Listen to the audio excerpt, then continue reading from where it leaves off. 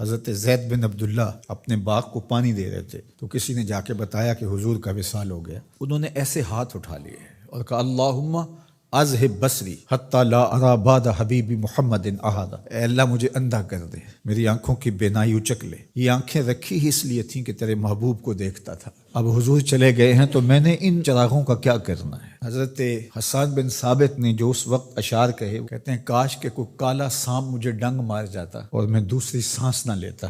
اور حضرت سیدہ فاطمہ کے جو قلب اطہر کی کیفیت تھی، سبت علیہ مصائب لو انہا سبت علی الایام سرنا لیالیا، میرے اوپر جو مصیبتیں ٹوٹ پڑی ہیں وہ اگر دنوں پہ ٹوٹ پڑتی تو وہ کالی راتیں بن جاتی۔ حضرت عمر رضی اللہ تعالی عنہ تلوار نکال کے کھڑے ہو گئے اور کہا کہ جس نے کہا نا حضور کا انتقال ہو گیا میں اس کی گردن اڑا دوں گا۔ تھوڑی دیر بعد حضور پرانی حالت کی طرف پلٹ آئیں گے۔ اب یہ کیفیت کتنی حساس تھی، ادھر منافقین نے چال چلنا شروع کر دی۔ انہوں نے کہا حضور کے دم سے ساری رونقیں تھیں، اب وہ چلے گئے تو اب کس نے نمازیں پڑھنی ہیں، اب کس نے روزے رکھنے ہیں، اب کون جہاد پہ جائے گا؟ جب وہ ہی نہیں رہے تو ساری کہانی ختم ہو گئی۔ تو انہوں نے اس طرح سے چال چلنا شروع کر دی اور حضرت عمر کہتے تھے کوئی بولے تو صحیح۔ کتنا نازک وقت تھا۔ اس وقت میں حضرت ابو بکر آئے رضی اللہ تعالیٰ عنہ، ان کا کلیجہ تو پھٹ رہا ہوگا، لیکن یہی موقع تھا حضور کے مشن کو، حضور کی فکر کو، حضور کے دیے ہوئے نظام کو سنبھالنے کا، اور اپنے جذبات کو کس طرح کنٹرول کیا ہوگا۔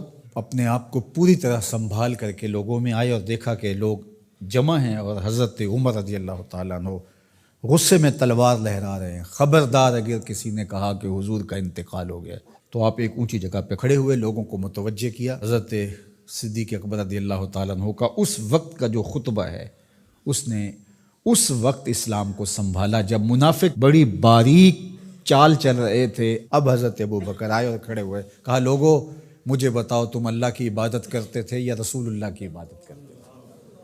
تو لوگوں نے کہا اللہ کی عبادت کرتے تھے۔ تو کہا اللہ آج بھی زندہ و موجود ہے، اللہ کل بھی زندہ و موجود تھا، وہ حی ہے لا یموت ہے۔ اللہ اکبر۔ پھر انہوں نے وہ آیت کریمہ پڑھی وما محمد الا رسول قد خلت من قبلہ الرسل، اور صحابہ فرماتے ہیں ہمیں لگا کہ جس طرح یہ نازل اسی وقت کے لیے ہوئی تھی۔ اور پھر لوگ سنبھلے اور پھر حضرت سیدنا صدیق اکبر رضی اللہ تعالی عنہ نے اس مشکل وقت دین کو سنبھالا اور پھر حضور علیہ الصلوۃ والسلام کے مشن کے لیے کھڑے ہوئے۔ لشکر اسامہ بن زید بن حارثہ رضی اللہ تعالیٰ عنہ کو روانہ کیا جا چکا تھا، حضور نے خود روانہ کیا تھا۔ ابھی جرف کے مقام پر ہی یہ لشکر پہنچا تھا، مدینہ المنورہ سے تھوڑا باہر نکلا تھا کہ حضور کے وصال کی خبر آئی تو یہ واپس آ گئے۔ تو بعض صحابہ نے کہا کہ اب مدینہ المنورہ کے حالات وہ نہیں رہے، اطراف کے اندر قبائل سر اٹھا سکتے ہیں جو دبے ہوئے تھے، اب حضور کے وصال کی خبر پھیل گئی ہے تو کوئی مدینہ المنورہ پر حملہ نہ کر دے، اور بہترین جنگجو اس لشکر میں شامل ہیں، تو اگر حملہ ہو گیا تو پیچھے سے دفاع نہیں ہو پائے گا، تو لہٰذا اس لشکر کو حکمت یہ ہے کہ روک لیا جائے۔ حضرت صدیق اکبر رضی اللہ تعالیٰ عنہ نے کہا کہ نہیں، یہ حضور کا روانہ کردہ ہے، جا کے رہے گا۔ بلکہ آپ نے تاریخی جملہ کہا کہ اگر مجھے یقین ہو کہ جنگلوں سے جانور آ کے ہمارے جسم کی بوٹیاں بھی نوچ کے کھا جائیں گے، یہ لشکر پھر بھی روانہ ہوگا۔ لوگوں نے حضرت عمر سے کہا کہ ضرور لشکر کو روانہ کریں، لیکن حضرت ابو بکر رضی اللہ تعالی عنہ سے اتنا کہیں کہ امیر لشکر کو معزول کر کے کوئی اور قریشی سردار بزرگ اس کا امیر بنا دیا جائے۔ 9 عمر لڑکا ہے، دوسرا غلام زادہ ہے، تو بڑے بڑے قریشی سردار اور جنگجو ان کی قیادت کو قبول کرنے سے انکار نہ کر دیں، تو وہ گئے اور جا کے کہا کہ بڑے بزرگوں کی یہ رائے ہے کہ آپ ضرور لشکر کو روانہ کر دیجئے، لیکن اتنا کیجئے کہ امیر لشکر کو تبدیل کر دیجئے۔ حضرت صدیق اکبر کے چہرے پر جلال آ گیا اور آپ نے جو جملے کہے وہ اتنے سخت تھے، ثقلت امک یا ابن خطاب، اے خطاب کے بیٹے تیری ماں تجھ کو روئے۔ استعملہ رسول اللہ وقد تامرنی ان اعزلہ، ان کو امیر لشکر اللہ کے رسول نے مقرر کیا ہے اور میں کون ہوتا ان کو معزول کر دوں؟ کہا لشکر جائے گا، اسامہ بن زید کی قیادت میں جائے گا، جس نے جانا ہے جائے، جس نے نہیں جانا میں کوئی پرواہ نہیں ہے، چونکہ ان کو امیر لشکر اللہ کے رسول نے مقرر کیا۔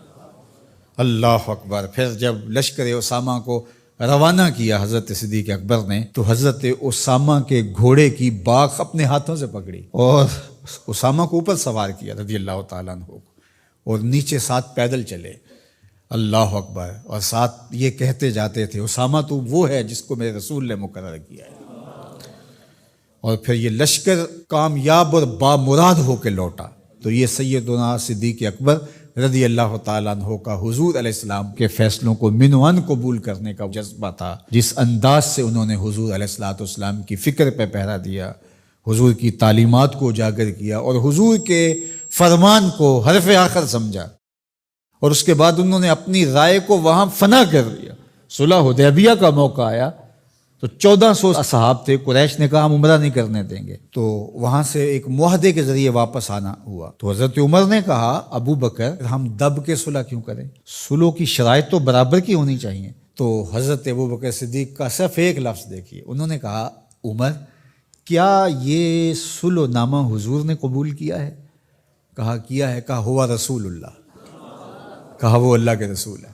اللہ اکبر، کثرت صوم و صلات کی وجہ سے افضل نہیں ہے، بلکہ حضور کے لیے اطاعت و انقیاد، فرما برداری، اور حضور علیہ السلام کے لیے بس اپنے آپ کو قربان کر دینے کا وہ جذبہ، وہ آپ یہاں دیکھتے ہیں تو بدرجہ کمال آپ کو نظر آتا ہے۔